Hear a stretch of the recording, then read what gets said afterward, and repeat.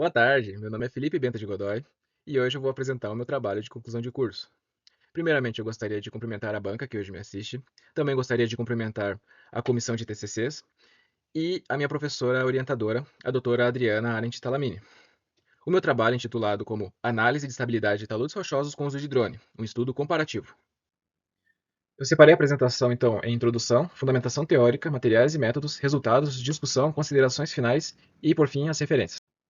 Começando com a introdução e o porquê se deve considerar a utilização do drone para a realização de mapeamento geológico geotécnico. Bom, frequentemente a gente vê notícias no jornal de ocorrências de instabilidades em taludes rochosos, né, que acabam gerando danos ao patrimônio ou à vida humana. É por isso que é fundamental para se evitar esse tipo de acontecimento, de que tenha um profissional fazendo um monitoramento constante desses taludes, a fim de se evitar danos ao patrimônio ou à vida humana. Por isso que o mapeamento geológico geotécnico é muito importante que seja realizado e seja realizado com qualidade, né? Entretanto, em contextos onde o talude rochoso já apresenta um certo grau de instabilidade, como é que se faz para levar um profissional em campo para ficar horas lá debaixo do talude, quando esse talude ele pode romper a qualquer momento, né? Diante desse contexto, faz sentido que se estude alternativas para a realização do mapeamento geológico geotécnico de forma que se não coloque em perigo a vida do profissional. Então, as situações onde vale a pena considerar a utilização de drones são em momentos onde há falta realmente de um tempo hábil para realizar esse mapeamento, em momentos onde também o talude já vem oferecendo certos sinais de colapso, e então representa um perigo para o profissional, ou em locais onde é difícil o acesso do profissional até o afloramento. Mas afinal, vale a pena utilizar drones em mapeamentos geológicos geotécnicos? Bom, essa é uma resposta que a gente quer tentar responder com o objetivo desse trabalho, né?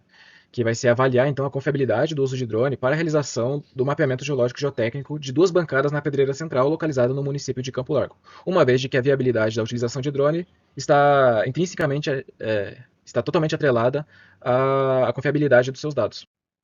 Bom, essa é a localização da área de estudo. O que vocês veem na imagem é a pedreira central, que fica localizada no município de Campo Largo, fazendo divisa ali com o município de Curitiba.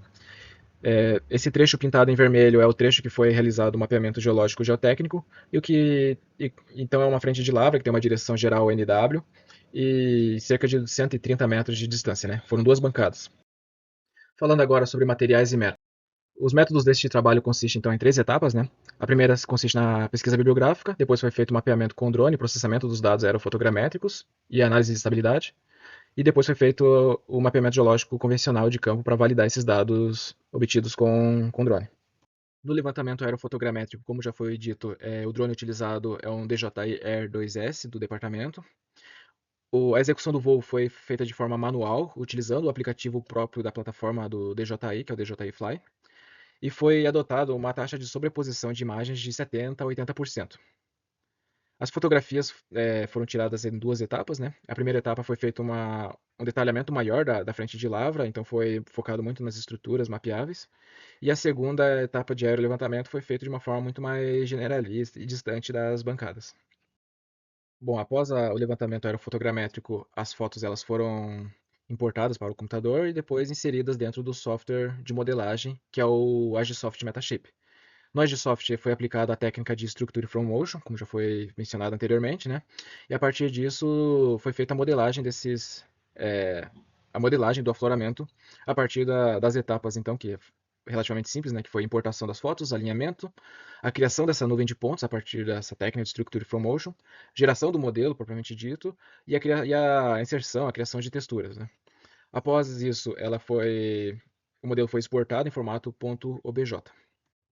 O modelo em formato .bj foi importado no software do Cyrovision, e a partir da visualização desse modelo tridimensional e de seu padrão de fraturamento, foi proposto então uma setorização para a frente de lavra, né, de forma que pudesse individualizar as características geomecânicas do talude.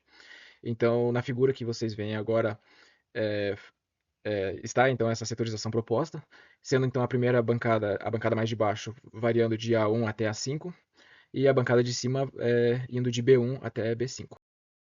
É com o Cyrovision que foi mapeado essas descontinuidades, então, utilizando a ferramenta Trace, se fazia sucessivos cliques nos planos de descontinuidades, e ao final ela gerava informações sobre esse plano, né? Sobre o Deep Direction, persistência, entre outras informações. Um exemplo disso, de como é feito esse mapeamento, está nessa figura que vocês veem à direita. E bom, então como resultado desse traçado dessas descontinuidades, a gente tinha geração dessa tabela, né, chamada por Table View, no Vision, e é nela que continha então todas as informações sobre as descontinuidades, tipo, como o tipo de descontinuidade, a posição, o Deep Direction e etc. Com o propósito de validar essas informações, foi realizado então um mapeamento de campo. Esse mapeamento de campo foi feito na escala 1 para 100.000. Esse é um mapeamento que eu carinhosamente chamei de maneira convencional, né, porque é o que geralmente é feito. Então ele seguiu a mesma setorização proposta com o Zero Vision.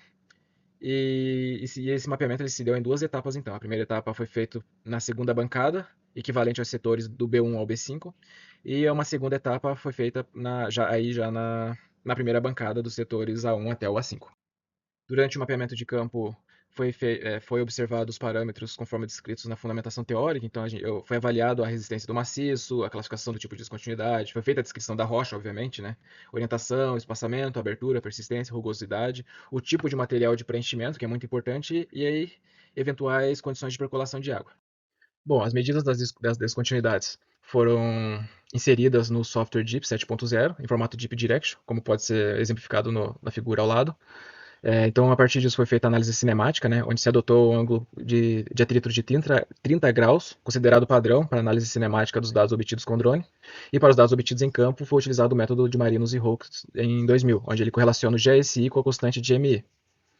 E para fazer uma análise quantitativa, foi utilizado o método proposto por Adi Mansur em 2010. Nesse trabalho também foi feita a classificação geomecânica, então só que infelizmente a classificação geomecânica foi possível ser feita somente para os dados obtidos em campo, uma vez que não foi possível detalhar suficientemente as informações sobre os taludes rochosos utilizando o drone, né, uma vez que o drone não dava para inferir sobre a questão da rugosidade, sobre alteração e etc. Né? Agora falando dos resultados. Primeiramente eu vou apresentar os resultados do levantamento realizado com drone e depois eu vou falar dos resultados do mapeamento convencional. Com o drone, então, foram tiradas 866 fotos, a partir do qual foram medidas remotamente 111 planos de descontinuidades, com as quais foram individualizadas 8 famílias de descontinuidades. À esquerda, então, a gente consegue ver o estereograma geral dessas descontinuidades, e à direita a gente vê essas famílias de fraturas sendo separadas. Aqui, então, temos uma tabela resumo dessas descontinuidades. Então a gente vai ter sobre a primeira coluna falando sobre a família, Deep Direction, informações sobre a persistência dela, o espaçamento e os setores onde afloram e foram mapeadas essas descontinuidades. Também foi analisada nos setores, agora não falando das descontinuidades, mas falando dos setores. Foi feito o RQD para cada um deles e foi analisado, então, mensurado, digamos assim, o índice de deslizamentos planares, índice de deslizamento em cunha e índice de tombamento utilizando a equação já apresentada anteriormente, proposta por Adi Mansur. Falando agora dos resultados obtidos a partir do mapeamento feito de forma convencional, né? Os aspectos geológicos, falando dos aspectos geológicos, a pedreira central ela é constituída por um gneiss. Esse gneiss ele é cortado por dois diques que passam por ela. Um desses diques ele aflora nos setores B5 e A5. Os gneisses que compõem essa pedreira, eles afloram de duas formas diferentes. Então, a gente tem o gneiss da esquerda, que tem uma granulação relativamente mais fina do que o da direita. Esse gneiss ele é composto por plagioclásio, por quartzo. As bandas melanocráticas compostas por biotitas, anfibólios e minerais máficos, né? E a gente também tem o gneiss, que é o da direita, que aflora nos setores A1 e A2. Esse gneiss ele é composto então por feldspato potássico, por quartos de tamanhos centimétricos, né? Então a gente consegue ver uma granulação bem maior. A gente também vê que há uma diminuição da proeminência do bandamento gnáisico, então aqui quase que não dá para ver esse bandamento. A gente também tem a cristalização desses minerais de anfibólio de tamanhos centimétricos, como podem ser vistos na foto. Além disso, o dique que aflora então nos setores A5 e B5, ele tem uma direção NIW e ele é composto de 70% de piroxênio, 20% de plagioclásio e 10% de quartzo. Falando propriamente das estruturas, né? Foram medidas ao todo 149 planos de descontinuidades, das quais eram 129 planos de fratura. 18 medidas se tratavam de falhas que ocorrem na lavra, e duas medidas foram medidas de contato litológico do dique com o gneiss. Com isso foram separadas 10 famílias de descontinuidades e também foi possível inferir para cada uma dessas famílias as informações sobre espaçamento, persistência, rugosidade, alteração, sinais de percolação de água e etc. Nesses dois estereogramas, então, o da esquerda a gente tem só a plotação dos polos dessas descontinuidades e no estereograma da direita a gente tem a separação dessas famílias de fratura, né? Foi adotado também durante a separação dessas famílias de fraturas de uma forma em que elas recebessem essa numeração de família 1, 2 e 3 de forma equivalente ao que foi estabelecido para o mapeamento com drone, de uma forma que facilitasse a comparação desses resultados posteriormente. Essa é uma tabela resumo dessas famílias de fratura. Então a gente tem a família, o plano médio dela, a classificação da abertura dessa abertura, que geralmente tem essa família de descontinuidade, o material que está preenchendo esses planos, o espaçamento, a persistência, a rugosidade e a umidade. Foi possível também fazer uma classificação geomecânica K-slope para essa, para esse maciço rochoso, né? Então foi avaliado o que já foi dito anteriormente, né? O número de famílias de fratura, o número de rugosidade, a alteração, influência ambiental e etc. Então, nessa tabela constam os resultados da classificação geomecânica, né? Desde o RQD até JN, JR, JA e etc. Até a mais à direita, em que é dada a nota final do valor Q, né? Também foi realizada a análise cinemática com os resultados obtidos de campo a partir das descontinuidades mapeadas. Então, foi feita a análise para deslizamento planar, deslizamento em cunha, tombamentos. Tudo isso foi feito utilizando o software DIPS, né? E, como já foi dito, foi utilizado a técnica de Marinos e Roque para se obter o ângulo de atrito dessas descontinuidades. Então, o ângulo de atrito adotado para esse trabalho foi de 35 graus. Além disso, as informações sobre a direção e ângulo da vertente do talude foram medidas em campo também. E esses são os resultados da análise de deslizamento planar, né? Então, da esquerda para a direita, a gente tem a identificação do setor, a direção e mergulho desse talude rochoso, né? A extensão dele medida em metros, a sua altura em metros também, a família de fratura que afloram em cada um desses setores e os resultados numéricos do cálculo do índice de deslizamento planar, índice de deslizamento em cunha e índice de tombamento. E agora chega o momento, então, em que a gente vai discutir esses resultados e fazer uma comparação, né, entre o que foi obtido em campo e o que foi obtido de campo de maneira convencional e o que foi obtido com drone, né? Bom, vou começar a discussão então falando sobre os aspectos positivos desse mapeamento com drone. Então, primeiramente é que o drone ele é uma ferramenta muito ágil e muito rápida para se obter dados. Quando a gente foi para campo e fizemos esse levantamento aerofotogramétrico, em menos de uma hora, a gente já tinha mais de 800 fotos tiradas da face do talude, então a gente tinha um volume muito grande de dados obtido de uma forma muito rápida, né? O que facilita para contornar a situação de uma ocasião em que o geólogo não tivesse tempo suficiente para fazer esse mapeamento. Até porque quando eu mapeei da forma convencional, foi necessário fazer 2 dias de campo, e o que deu aproximadamente 7 horas de mapeamento cada dia. Então, realmente, a diferença de tempo utilizada nesses dois contextos é colossal. Além disso, o drone ele mapeou essas 8 famílias de fraturas e, posteriormente, com os dados de campo, essas 8 famílias de fraturas elas foram validadas, né? Então, essas famílias elas tiveram as suas equivalências quando comparadas com os resultados de campo e os resultados com o drone. E a variação é relativamente baixa, né? Então a direção média dessas famílias de descontinuidades não foi maior do que 21 graus. E não foi maior, a média é muito menor. A média fica um pouco abaixo de 10 graus de diferença de direção. E o mergulho também foi. A variação de mergulho foi muito baixo quando comparado dos resultados com drone com os resultados do mapeamento da forma convencional, não ultrapassando os 7 graus de diferença de mergulho entre uma família e outra. Essa daqui é uma tabela comparativa dos resultados, então como vocês podem ver, à esquerda a gente tem as famílias de fratura mapeadas com o drone e à direita a gente tem as famílias de fraturas mapeadas da maneira convencional. Então a gente percebe que realmente são a mesma família de fratura e apresentam pouquíssimas variações quando comparadas lado a lado assim. Bom, todavia, o drone apresentou algumas diferenças quando comparado ao método convencional, e algumas limitações, é claro. A principal limitação que se observou com o drone é que com ele não dava para se inferir sobre rugosidade, alteração da descontinuidade, inferir sobre a condição de percolação de água ou preenchimento dessas fraturas, né? O que é totalmente normal, né? Uma vez que a resolução, por mais boa que seja de um modelo tridimensional, ela jamais vai se comparar com você realmente ir lá em campo e olhar de perto sobre esses planos de descontinuidades. A ausência desses parâmetros impossibilitou também de fazer uma classificação geomecânica, né? Tanto a classificação K-slope, quanto qualquer outra classificação geomecânica não foi possível fazer utilizando o drone. Outra, outra diferença, digamos assim, apontada por drone do modo convencional foi de que a persistência inferida para essas famílias de fraturas, com o drone, elas foram muito homogêneas, né? Então, a maioria dessas fraturas mapeadas eram de persistência média. Enquanto que em campo essa persistência variou desde uma persistência baixa até persistência muito alta. Mas essa variação de persistência, ela pode se dar principalmente porque, talvez pela falta de resolução de, do, do modelo tridimensional, né, em que deve haver momentos em que essas descontinuidades, elas devem ser muito mais sutis, o que talvez olhando do modelo não possa, foi não mapeada, né, ou também essa persistência ela foi estimada visualmente em campo, né, uma vez que eu não conseguia alcançar 10, 15 metros de altura. Então, pode ser que a persistência inferida em campo fosse menos precisa do que a persistência inferida com o modelo tridimensional. Essa tabela comparativa entre os resultados obtidos dos índices de deslizamentos e tombamentos, tanto obtido com drone quanto do método convencional.